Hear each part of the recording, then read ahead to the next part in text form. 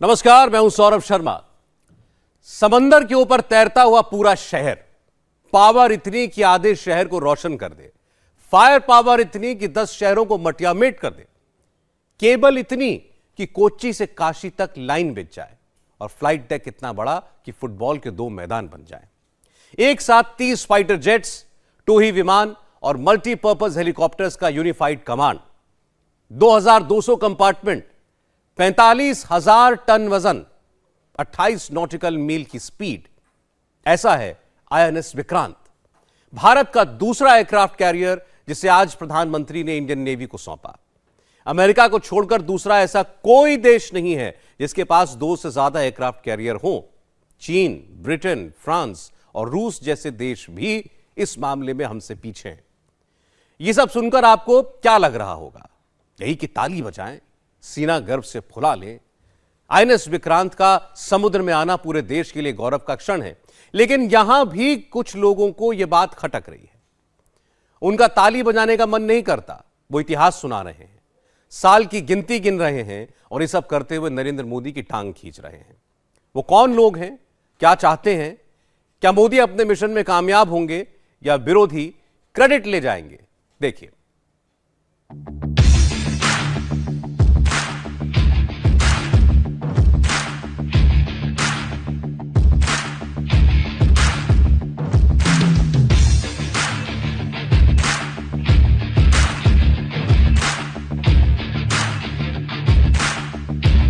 प्रधानमंत्री ने ऐसा क्या किया कि कांग्रेस को मिर्ची लग गई? Indigenously made aircraft carrier is not a small thing. Narendra Modi ने आईएनएस विक्रांत को देश की सेवा में लगाया तो क्रेडिट लेने के लिए कांग्रेस क्यों छटपटाने लगी? मोदी ने आज कौन सा नया इतिहास बनाया और राहुल गांधी आईएनएस विक्रांत का कौन सा इतिहास बताना चाहते हैं? कांग्रेस ने आज एके एंटनी का 9 साल पुराना वीडियो क्यों निकाला और ओवैसी ने चीन चीन क्यों चिल्लाना शुरू कर दिया? सब बताएंगे आपको। उससे पहले आज की सबसे बड़ी खबर आपको बताते हैं। नए निशान और नई पहचान के साथ नया विक्रांत काम में लग गया है। प्रधानमंत्री नरेंद्र मोदी ने आज भारतीय नौसेना को सबसे बड़ा जंगी जहाज आईएनएस विक्रांत सौंप दिया। विक्रांत विशाल है, विराट है, विहंगम है। विक्रांत विशिष्ट है, विक्रांत विशेष भी है। विक्रांत केवल एक युद्धपोत नहीं है, ये 21वीं सदी के भारत के परिश्रम, प्रतिभा, प्रभाव और प्रतिबद्धता का प्रमाण है। इंडियन नेवी के पास अब एक नहीं बल्कि 2 एयरक्राफ्ट कैरियर हैं। रूस में बना आईएनएस विक्रमादित्य पहले से नेवी की सर्विस में है और अब बिल्कुल स्वदेशी समुद्र का बाहुबली आईएनएस विक्रांत भी देश की सेवा में शामिल हो गया है। यदि लक्ष्य दुरंत है, यात्राएं दिगंत है, समंदर और चुनौतियां अनंत है, तो भारत का उत्तर है विक्रांत।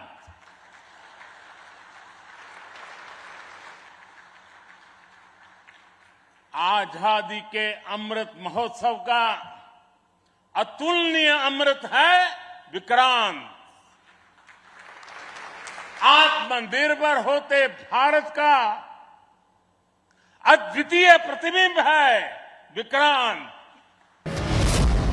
एक साथ 30 विमानों को ऑपरेट करने की क्षमता, फाइटर जेट, टोही विमान और हेलीकॉप्टर्स का unified command, MiG-29K, Kamov 31, MH-60R multipurpose helicopter, स्वदेशी एडवांस लाइट हेलीकॉप्टर्स और स्वदेशी तेजस विमान, 28 नॉटिकल माइल प्रति घंटे की रफ्तार, 1600 से ज्यादा ऑफिसर और सेलर्स की क्षमता और सबसे बड़ी बात स्वदेशी टेक्नोलॉजी। इतना सब कुछ आईएनएस विक्रांत में है, तभी तो ये हिंद महासागर का महाराजा है। इंडियन नेवी के लिए 2 एयरक्राफ्ट कैरियर की इंपॉर्टेंस क्या है, इसे कंपैरिजन से ही समझा जा सकता है। आईएनएस विक्रांत के मिल जाने से भारतीय सेना ताकत के मामले में आज दुनिया में नंबर 2 की पोजीशन पर पहुंच गई। सिर्फ अमेरिका ही भारत से आगे है।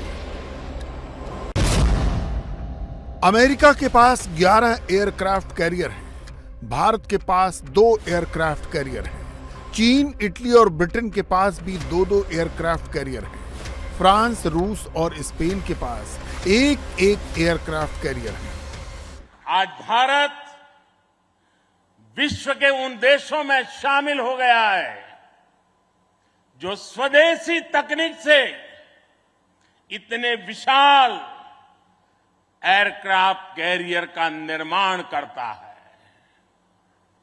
आज आईएनएस विक्रांत ने देश को एक नए विश्वास से भर दिया है।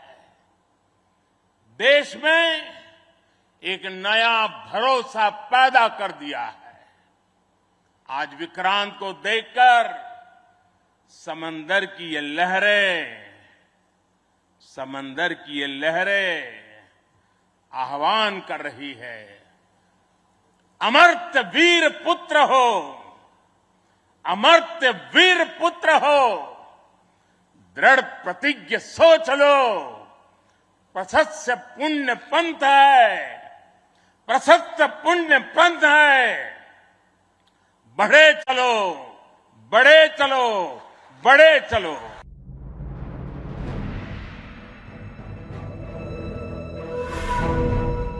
आजादी के बाद 75 साल में कई प्रधानमंत्री आए और कई प्रधानमंत्री गए, मगर किसी भी प्रधानमंत्री ने वो काम नहीं किया जो आज मोदी ने किया।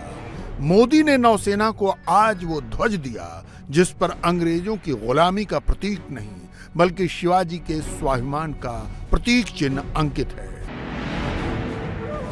पहली बार ये ध्वज आईएनएस विक्रांत पर फहराया गया जिसे प्रधानमंत्री नरेंद्र मोदी ने सलामी दी।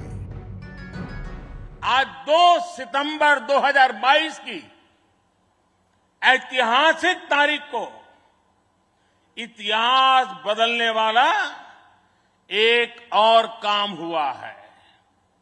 आज भारत ने गुलामी के एक निशान, गुलामी के एक बोझ को अपने सीने से उतार दिया है। आज से भारतीय नौसेना को एक नया ध्वज मिला है। अब तक भारतीय नौसेना के ध्वज पर गुलामी की पहचान बनी हुई थी, लेकिन अब आज से छत्रपति शिवाजी महाराज से प्रेरित नौसेना का नया ध्वज समंदर और आसमान में लहराएगा।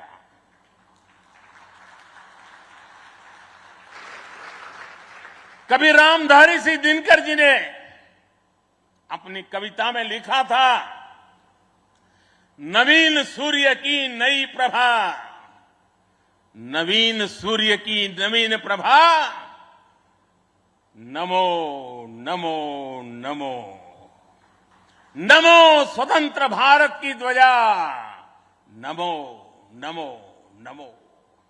आज इसी ध्वज वंदना के साथ मैं ये नया ध्वज नौसेना के जनक छत्रपति वीर शिवाजी महाराज को समर्पित करता हूं।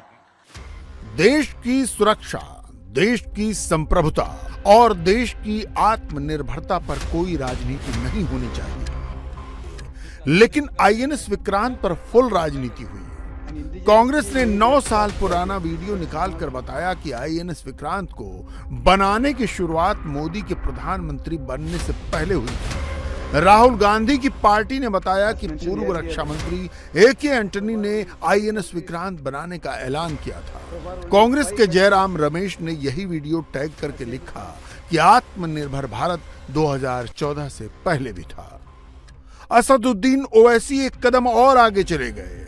मोदी जब देश को दूसरा एयरक्राफ्ट कैरियर दे रहे थे, ओवैसी तब चीन करने लगे और तीसरे एयरक्राफ्ट कैरियर की रट लगाने लगे। हमको इस बात को भी सोचना है कि प्रधानमंत्री नरेंद्र मोदी की सरकार हमको तीसरा एयरक्राफ्ट कैरियर चाहिए, उसकी इजाजत क्यों नहीं दे रहे हैं? उसी नेवी में हमको 200 शिप की जरूरत है, हमारे पास सिर्फ 130 है, क्यों नहीं दे रहे इसका परमिशन? इसलिए नहीं दे रहे प्रधानमंत्री नरेंद्र मोदी क्योंकि उन्होंने भारत की इकोनॉमी को अपने गलत पॉलिसियों की वजह से बर्बाद कर दिया। उनके पास पैसे नहीं है तीसरा एयरक्राफ्ट कैरियर बनाने के लिए, और जो 130 शिप है, हमको 200 शिप की जरूरत है। ये सच है कि आईएनएस विक्रांत को बनाने की शुरुआत 2013 में हुई थी और तब के रक्षा मंत्री ए.के. एंटनी की पत्नी एलिजाबेथ ने 12 अगस्त 2013 को उसका फीता काटा था। कहा तो यह भी जाता है कि ए.के. एंटनी की ईसाई पत्नी एलिजाबेथ ने आईएनएस विक्रांत पर क्रॉस बनाया था। सच ये भी है कि यूपीए ने अपने 10 साल के शासन के आखिरी साल में इसकी रस्म अदायगी की, जबकि नेवी 9 साल पहले से इसकी डिमांड कर रही थी। ए.के. एंटनी पैसे की कमी का रोना रोते थे और संसद में यह भी कहते थे कि चीन बहुत आगे है और उससे होड़ करने का कोई फायदा नहीं। China is much advanced. Their infrastructure development is superior to India. We are only catching up. That is also history. Narendra Modi दूसरे तमाम नेताओं से अलग इसलिए हैं क्योंकि बात जब देश की सुरक्षा की हो तो मोदी पैसे की फिक्र नहीं करते। राफेल फाइटर की डिलीवरी यूपीए में पैसे की तंगी के कारण रुकी थी। मोदी ने पैसे भी दिए और राफेल की डिलीवरी भी ली। स्वदेशी फाइटर तेजस के लिए मोदी ने एचएएल को सबसे बड़ा ठेका दिया। यूपीए में तेजस के लिए पैसे नहीं मिल रहे थे, मोदी ने इसे वायुसेना को सौंपा। वायुसेना के लिए मोदी अब तेजस का एडवांस वर्जन तेजस मार्क 2 डेवलप करा रहे हैं। Arjun mark 1A tank DRDO ने वर्षों पहले डेवलप कर लिया था। यूपीए की लाल फीताशाही में काम रुका रहा, मोदी ने इसे सेना को दिया। आईएनएस विक्रांत की कमीशनिंग भी पैसे की कमी से रुकी थी। मोदी ने पैसे दिए, टेक्नोलॉजी डेवलप कराई और आज इस युद्धपोत की कमीशनिंग भी करा दी। आज अगर अथाह समंदर में भारत की ताकत का उद्घोष करने के लिए आईएनएस विक्रांत तैयार है, तो अनंत आकाश में यही गर्जना हमारे तेजस कर रहे हैं। इस बार 15 अगस्त को पूरे देश ने लाल किले से स्वदेशी तोप की हुंकार भी सुनी है। आजादी के 75 साल बाद सेनाओं में रिफॉर्म करके भारत अपनी सेनाओं को निरंतर आधुनिक बना रहा है, आत्मनिर्भर बना रहा है। हमारी सेनाओं ने ऐसे उपकरणों की एक लंबी लिस्ट भी बनाई है जिनकी खरीद अब स्वदेशी कंपनियों से ही की जाएगी। 2014 में हुई कैबिनेट मीटिंग में ही मोदी ने आईएनएस विक्रांत के लिए एक साथ 19,000 करोड़ रुपए जारी कर दिए थे। जिस एयरक्राफ्ट कैरियर का इंतजार 23 साल से हो रहा था, उसे मोदी ने 8 साल में तैयार करा दिया, वो भी पूरी तरह स्वदेशी तकनीक से। अभी तक इस तरह के एयरक्राफ्ट कैरियर केवल विकसित देश ही बनाते थे। आज भारत ने इस लीग में शामिल होकर विकसित राष्ट्र की दिशा में एक और कदम बढ़ा दिया है। कांग्रेस को एक शख्सियत और एक तारीख से सबसे ज्यादा चिढ़ है। शख्सियत का नाम है नरेंद्र मोदी और तारीख 2014। इसीलिए कांग्रेस 2014 को लेकर व्यंग्य करती है। जबकि हकीकत यह है कि आईएनएस विक्रांत बनने की रफ्तार ने तभी जोर पकड़ा जब मोदी प्रधानमंत्री बने। कोच्चि में आज नरेंद्र मोदी जब आईएनएस विक्रांत का मुआयना कर रहे थे, तब दिल्ली में उन पर सियासी तोहमत लगाई जा रही थी। कांग्रेस नेता जयराम रमेश आईएनएस विक्रांत को तैयार करने में कांग्रेस के लिए क्रेडिट मांग रहे थे। अगर आप आईएनएस विक्रांत का मील पत्थर देखें, ये 1999 में शुरू होता है और कमीशन आज हुआ है। आज के प्रधानमंत्री तो फोटो लेंगे, बड़े बड़े भाषण देंगे और कहेंगे मैं आया 2014 में, ये सब शुरुआत हुई। ये बिल्कुल गलत है, ये बेबुनियाद है। देखिए, हमारे प्रधानमंत्री के एक गुण है, वो सब काम के लिए वो श्रेय खुद लेना चाहते हैं। ये गलत है। मोदी की टांग खिंचाई करने के लिए हैदराबाद में बैठकर असदुद्दीन ओवैसी चीन का राग छेड़ने लगे।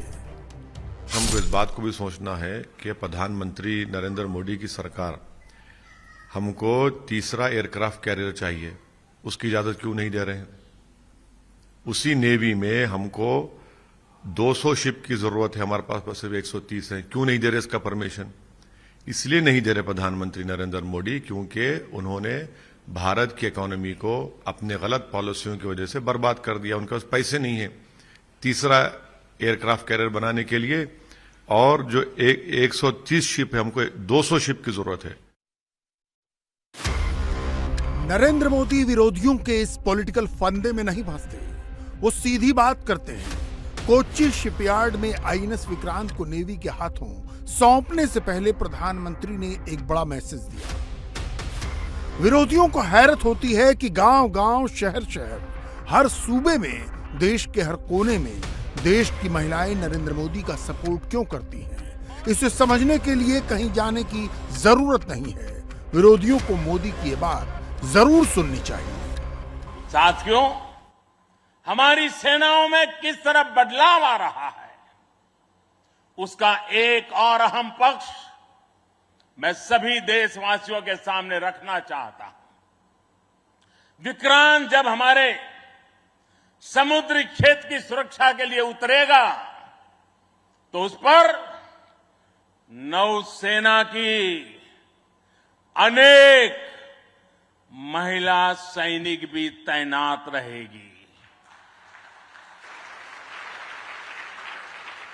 समंदर की अथाह शक्ति के साथ असीम महिला शक्ति, ये नए भारत की बुलंद पहचान बन रही है। मुझे बताया गया है कि अभी नेवी में करीब 600 महिला ऑफिसर्स हैं, लेकिन हम इंडियन नेवी ने अपनी सभी शाखाओं को महिलाओं के लिए खोलने का फैसला किया है। जो पाबंदियां थी वो अब हट रही है। जैसे समर्थ लहरों के लिए कोई दायरे नहीं होते। नरेंद्र मोदी एक यात्रा पर निकले। इस यात्रा में धर्म भी है, कर्म भी है, काशी भी है, अयोध्या भी है, केदारनाथ भी है, रामानुजाचार्य और आदि शंकराचार्य भी है। पूरब से लेकर पश्चिम तक, उत्तर से लेकर दक्षिण तक मोदी ने मिशन हिंदू जोड़ो यात्रा की शुरुआत कर दी है। बहुत से लोग इसमें धर्म वाला एंगल देखेंगे, मोदी के सियासी विरोधी इसे 2024 के चश्मे से देखेंगे। लेकिन 22 में नरेंद्र मोदी ने यह यात्रा इतनी जल्दी शुरू क्यों की?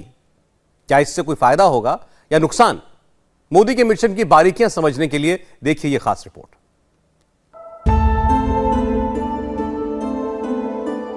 धर्म से सनातनी, कर्म से मेहनती, न अपने रिलीजन से कॉम्प्रोमाइज, न अपने काम से रत्ती भर की कोताही।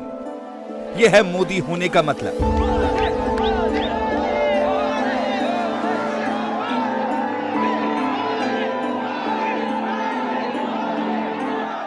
कर्म ही है धर्म मेरा, धर्म ही है मेरा जीवन।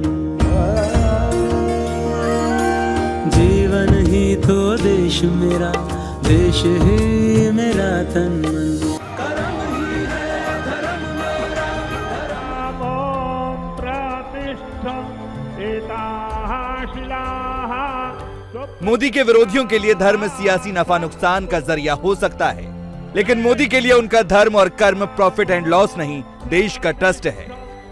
तभी तो देश का एक बड़ा वर्ग मोदी से पूरी तरह आश्वस्त है।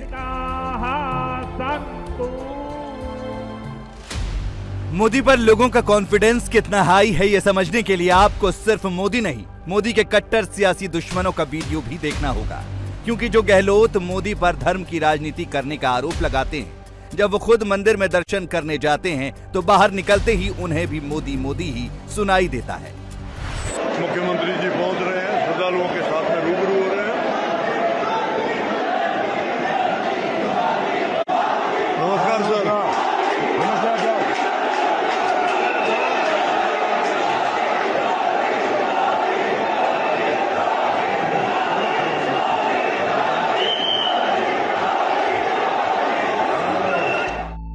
मोदी की पिछले 10 दिनों की टाइमलाइन देख लीजिए। प्रधानमंत्री ने आदि शंकराचार्य की धरती पर जाकर अपनी रिलीजियस ड्यूटी भी निभाई। एशिया के सबसे बड़े सुपर स्पेशलिटी हॉस्पिटल का उद्घाटन करके सामाजिक जिम्मेदारी भी निभाई। केरल और कर्नाटक में आम जनमानस से जुड़ी स्कीम भी लॉन्च की और अब भारत की नौसेना को भी विक्रांत के रूप में विराट ताकत सौंप दी है। मोदी हिंदू हृदय सम्राट भी हैं, देश और दुनिया के चहेते राजनेता भी हैं।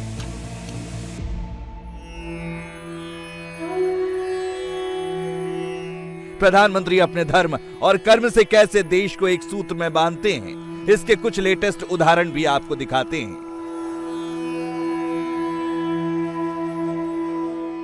अब यह सिर्फ संयोग नहीं हो सकता कि मोदी केरल में आदि शंकराचार्य की जन्मस्थली जाते हैं, बाद में ट्वीट करके बताते हैं कि आने वाली पीढ़ियां आदि शंकराचार्य की ऋणी रहेंगी, और अगले ही दिन सोशल मीडिया पर सनातन संस्कृति टॉप ट्रेंड करने लगता है। पीएम श्री और प्राइम मिनिस्टर मोदी सबसे हॉट टॉपिक बन जाता है। अपने बिजी शेड्यूल से समय निकालकर गणेश पूजा के लिए मोदी दिल्ली में केंद्रीय मंत्री पीयूष गोयल के घर जाते हैं। इन तस्वीरों से पूरे देश के सनातनियों में धर्म को लेकर एक मैसेज जाता है और नतीजा यह होता है कि महाराष्ट्र में 31,000 से ज्यादा महिलाएं एक साथ बैठकर मंत्रोच्चार करती हैं, सनातन धर्म का प्रचार प्रसार करती हैं।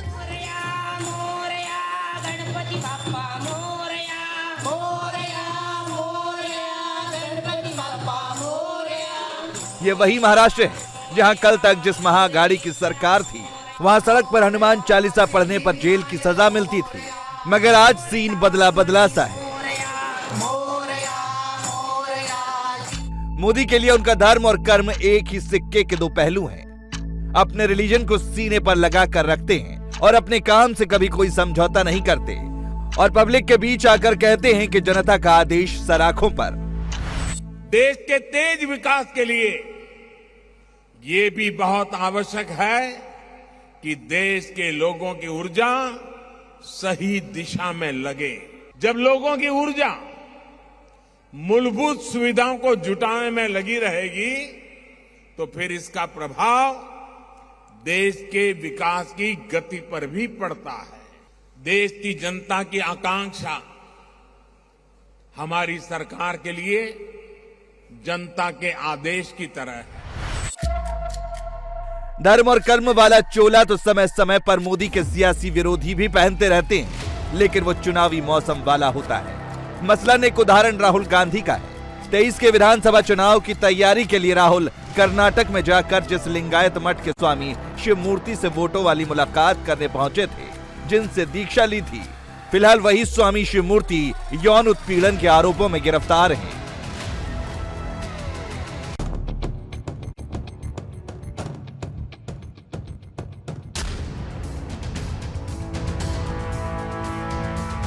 विरोधी हर पैमाने पर मोदी को कॉपी करने की कोशिश करते हैं, पब्लिक के बीच जाकर मोदी के खिलाफ सियासी रोटियां सेकते हैं, मगर कर्नाटक से आई इन तस्वीरों को देखकर कोई डाउट नहीं रह जाता कि जनता जनार्दन के दिल और दिमाग पर विरोधी नहीं, मोदी ही रूल करते हैं। गौर से सुन लीजिए ऑडियो, देख लीजिए वीडियो।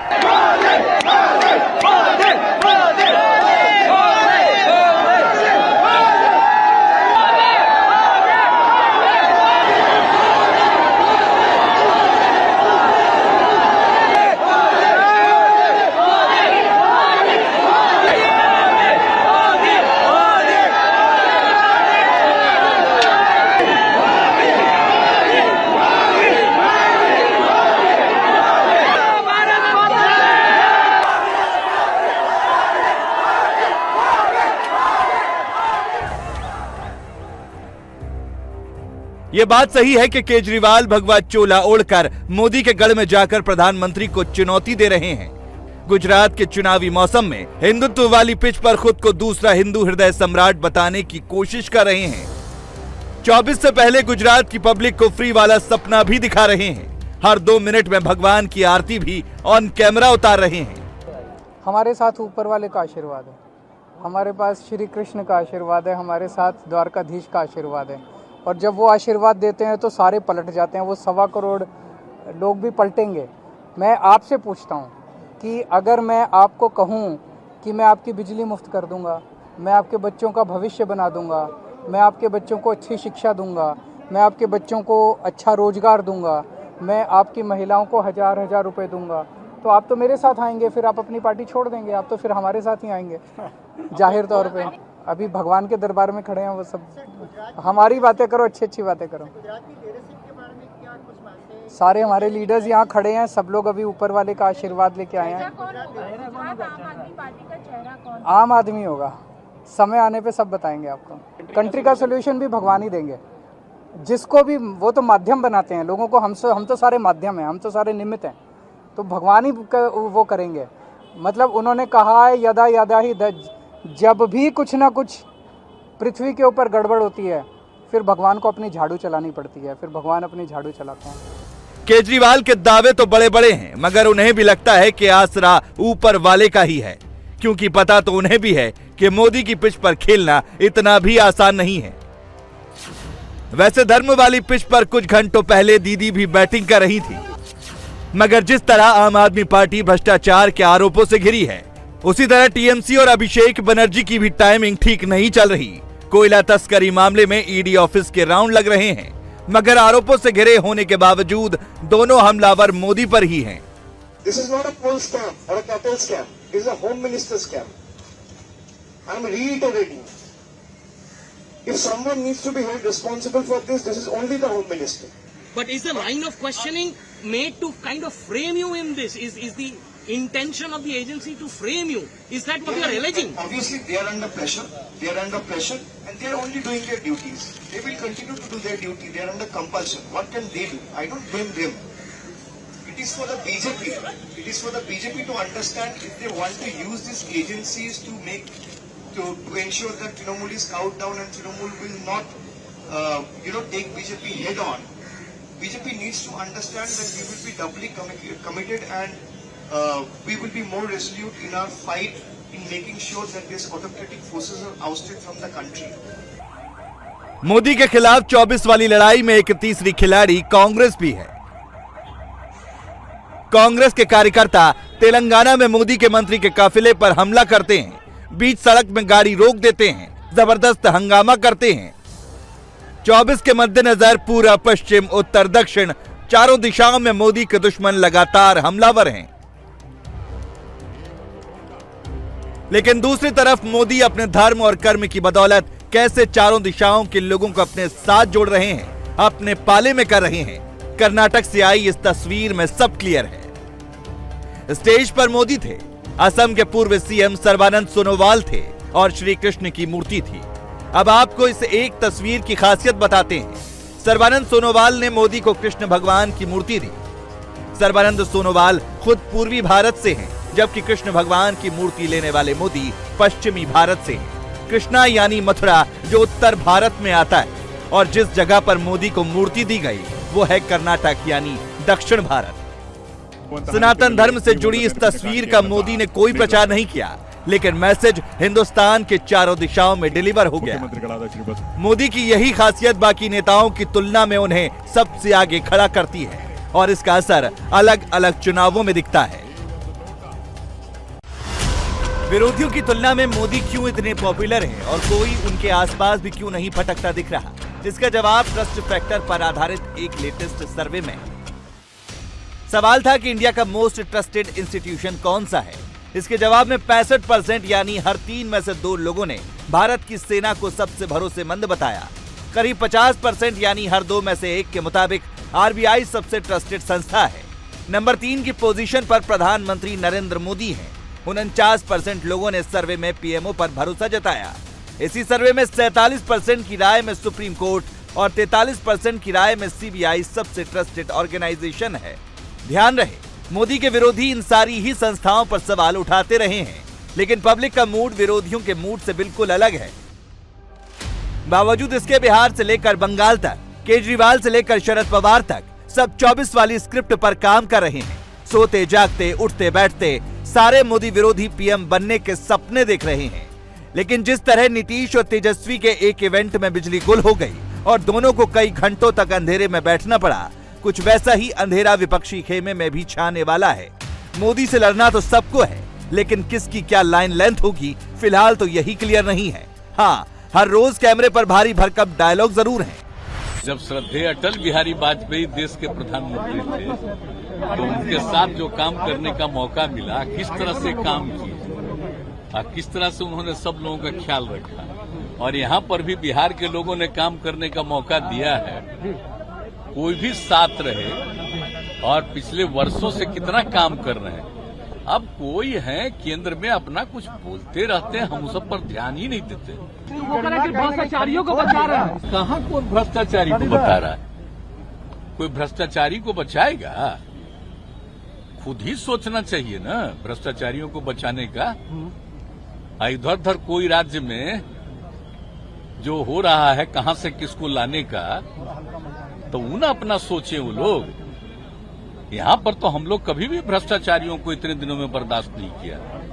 एक बार अच्छी तरह जान लीजिए। लेकिन वो क्या बोलते हैं तो वो अपना बोले, हमको उससे क्या मतलब। लगभग 1000 से ऊपर बीजेपी के विधायक हैं, 300 से भी ज्यादा सांसद हैं।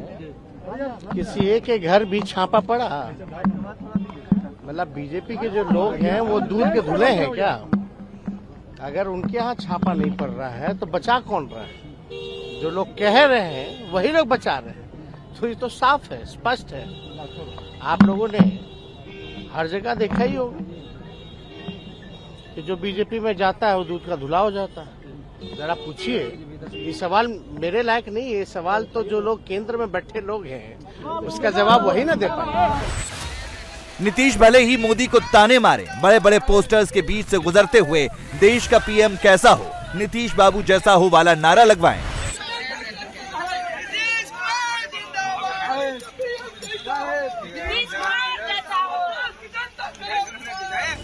ऐसे तिकड़मों के बावजूद जनता किसी के मुगालते में नहीं है। 24 वाले जितने प्लेयर्स इन दिनों मोदी के खिलाफ सेंचुरी मारने वाली सेटिंग कर रहे हैं, मीटिंग कर रहे हैं, उसका एंड रिजल्ट क्या होगा पता तो सबको है, बस खुलकर बोल कोई नहीं रहा। हाँ, मोदी विरोधियों के रणनीतिकार रह चुके प्रशांत किशोर ने एक इशारा जरूर दिया है, खेला होना बाकी है।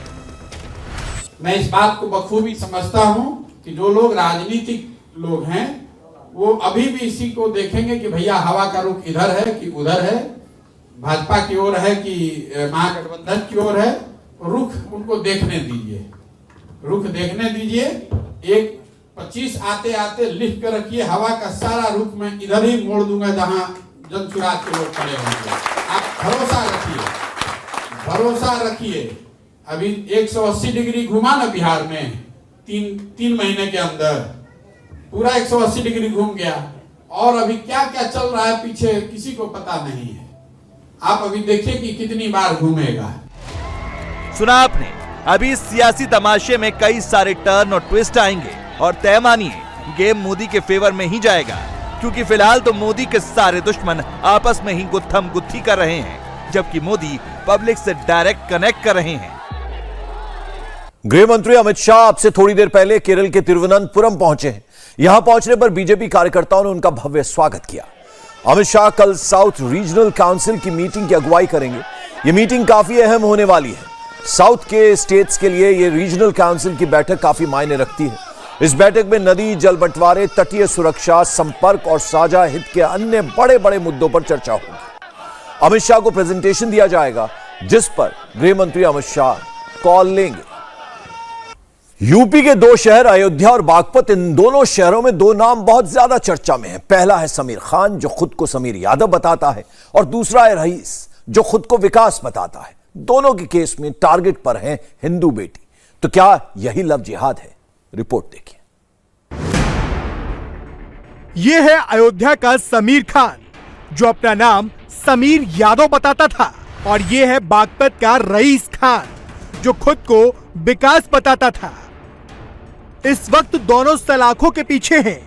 ये दोनों आरोपी लड़कियों को छेड़ने के लिए हिंदू बन जाते थे, अपना नाम समीर और विकास बताते थे, टारगेट बनाकर हिंदू बेटियों को प्यार के जाल में फंसाते थे और जब लड़कियां इनके जाल में नहीं फंसती थीं, तो लड़कियों का पीछा करते थे, उन्हें ब्लैकमेल करते थे, उन्हें परेशान करते थे। अयोध्या की इन तस्वीरों को देखिए। यहां समीर यादव बनने वाला समीर खान भीड़ के हत्थे चढ़ गया है। आरोप है कि जब लड़कियां स्कूल जा रही थीं, तो बाइक पर आए समीर खान ने पहले उन्हें रोका, फिर कपड़े फाड़ने की कोशिश करने लगा, जिस पर हैदरगंज इलाके के लोगों ने इसकी जमकर पिटाई कर दी। आरोपी ने पहले तो खुद को हिंदू बताया, लेकिन जब लोगों ने सख्ती दिखाई तो पता चला कि वो मुसलमान हैं। वो तीनों लड़कियां स्कूल जा रही थी, उसके बाद से फिर वो अपनी रिक्शे से जा रही थी, तो दो लड़के मतलब बाइक से 3 लड़के आए, उसके बाद से तीनों लड़के हमारी लड़कियां को रिक्शे रोक के उतारे, उसके बाद से उसका कपड़ा फाड़ दिए। कपड़े फाड़ने के बाद से फिर हम लोग को बुलाया गया, वहाँ से रिक्शा वाले बुलाए हम लोग को, हम लोग आए, उसके बाद हम लोग को बहुत हम लोग मारा, फिर उसके बाद उसको पकड़ के फिर ले बताइए इतनी अभी 12 साल की लड़कियाँ, उन लोगों को क्या पता, लेकिन वो 22 साल का लड़का एक लड़की को छेड़े, कितनी शर्म की बात है ये। पहले हिंदू बन के छेड़ा, उसके बाद से फिर अब सच्चाई क्या पता चल रहा है कि वो मोहम्मदन बन गया। अयोध्या में लोगों ने समीर खान को पकड़कर पुलिस के हवाले कर दिया। पुलिस ने उसके एक और साथी रियाज को भी गिरफ्तार कर लिया है, जो रियाज खान की जगह खुद को रियाज यादव बताता था। अपना नाम बदल देते थे और बदल कर और लड़कियों के साथ छेड़छाड़ करते थे, जिस पर पास्को एक्ट के तहत अभियोग पंजीकृत कराकर जेल रवाना किया। पहले दुमका, फिर दिल्ली और अब अयोध्या से लेकर बागपत तक हर लोकेशन पर मुस्लिम युवकों के टारगेट पर हिंदू बेटियां हैं। यूपी के बागपत में एक हिंदू परिवार को सरकलम करने की धमकी मिली है, जिसके बाद पूरा परिवार दहशत में है। मामले की गंभीरता को देखते हुए पीड़ित परिवार की सुरक्षा बढ़ा दी गई है। आरोपी मुस्लिम युवक रईस को भी पुलिस ने गिरफ्तार कर लिया है। हिंदू परिवार ने रईस पर सर कलम करने की धमकी देने का आरोप लगाया है। पीड़ित लड़की का कहना है कि आरोपी मुस्लिम युवक पिछले 1 साल से उसका पीछा कर रहा था और अपना नाम विकास बताता था। इंडिया टीवी हर वक्त हर जगह डाउनलोड करने के लिए सर्च करें India TV news Google play store या ऐप स्टोर पर।